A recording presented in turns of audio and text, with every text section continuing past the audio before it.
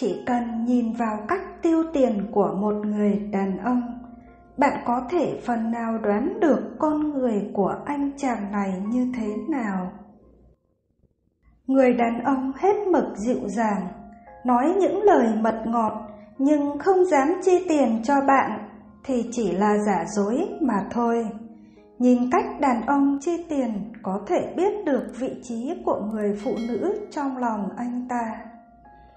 Nhiều cô gái nghĩ rằng cứ đụng đến chuyện tiền bạc là thấy tình yêu mất đi sự lãng mạn và giá trị.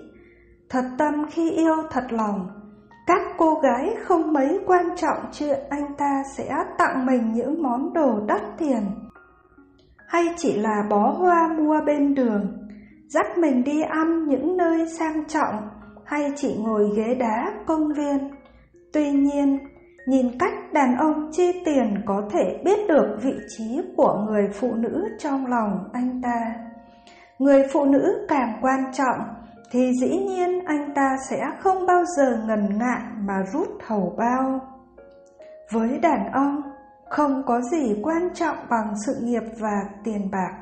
Đó chính là bộ mặt, là thước đo cho sự thành công, bản lĩnh của anh ta trong cuộc đời. Người ta nói, đồng tiền đi liền khúc ruột là vậy.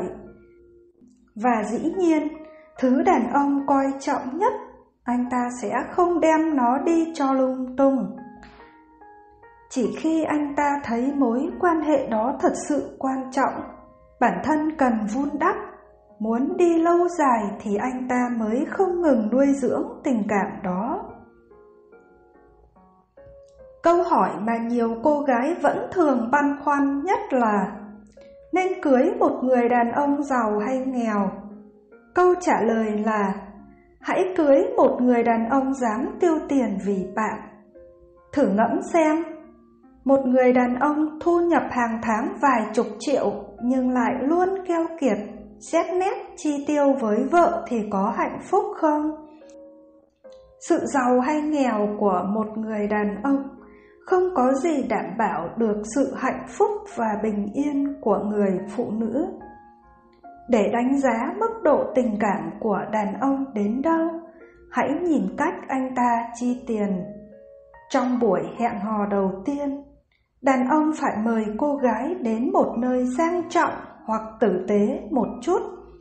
Khi đến phần trả tiền, thì dĩ nhiên anh ta phải chủ động.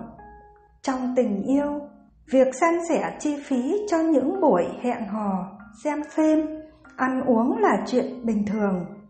Nhưng bạn sẽ nghĩ sao nếu người đàn ông quá sòng phẳng, bắt chia đôi hoặc luôn viện lý do để bạn gái trả tiền cho mình?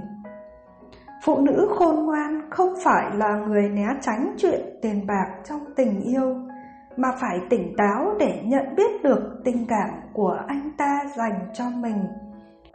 Đàn ông keo kiệt với bạn thường có 3 dạng. Thứ nhất, anh ta nghèo thật sự. Thứ hai là anh ta có ý lợi dụng bạn. Thứ ba là anh ta có người phụ nữ khác đáng để chi tiền hơn. Mà với cả 3 dạng này, đến với kiểu người nào phụ nữ cũng không thể có hạnh phúc được. Hãy yêu một người đàn ông dẫu chưa khá giả, nhưng vẫn mong muốn đem đến cho người phụ nữ của mình những điều tốt đẹp nhất. Anh ta có thể không chú ý nhiều đến ăn mặc, vẻ ngoài của bản thân, nhưng lại muốn người mình yêu được yên ấm. Anh ta luôn nỗ lực và phấn đấu không ngừng để đem lại một cuộc sống tốt hơn. Mà một người đàn ông như vậy sẽ không bao giờ nghèo và sẽ không khiến bạn phải khổ. Luôn bàn bạc chuyện tiền bạc với bạn. Khi đàn ông xem trọng bạn, dù là trong chuyện gì anh ấy cũng muốn bàn bạc, thống nhất với bạn. Dù là những chuyện tế nhị trong tình yêu như tình dục, tiền bạc, anh ấy cũng không một mình quyết định. Dù đàn ông là trụ cột tài chính trong nhà, nhưng một người chồng thương vợ sẽ luôn muốn giao tiền cho vợ giữ hoặc cùng vợ bàn bạc chuyện tiền bạc, vì anh ấy tin tưởng vợ. Đàn ông không cho bạn lên tiếng trong chuyện tiền bạc, có nghĩa là anh ta không xem trọng bạn. Không cho bạn quyền lên tiếng trong gia đình, và trong một gia đình, đàn ông nắm quyền tiền bạc thì khó mà hạnh phúc. Một là vì đàn ông khó giữ tiền như phụ nữ, và hai là đàn ông khi nắm tiền trong nhà thường dễ sinh tật phung phí hay bị cám dỗ quấn lấy. Khi có tiền, luôn nghĩ đến bạn đầu tiên. Một người đàn ông yêu nhiều hay không, cứ xem những lúc có tiền anh ấy có nghĩ đến bạn nhiều hay không. Anh ấy có nghĩ sẽ mua một món đồ gì gia đình đang cần, có nghĩ muốn mua cho bạn bộ váy bạn đã thích từ lâu. Nếu có thì chắc chắn đây là người đàn ông tốt thật lòng quý trọng bạn.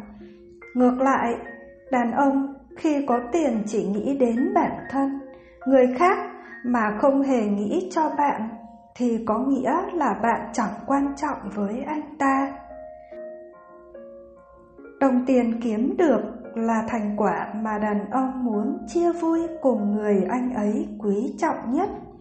Nếu không phải là bạn, thì anh ấy có lẽ có một người khác, hoặc ích kỷ, chỉ thích giữ niềm vui cho riêng mình.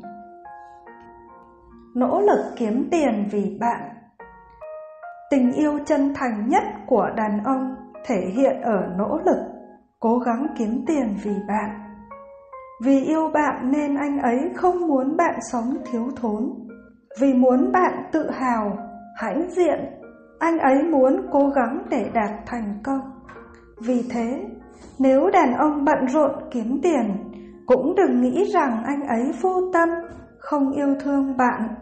Có một kiểu thể hiện tình yêu thực tế nhất của đàn ông, chính là cố gắng không để người phụ nữ của mình sống thiếu thốn, cực khổ. Vì thế, họ cố gắng không ngừng chạy theo đồng tiền là để chứng minh tình yêu của mình, không bao giờ keo kiệt với bạn.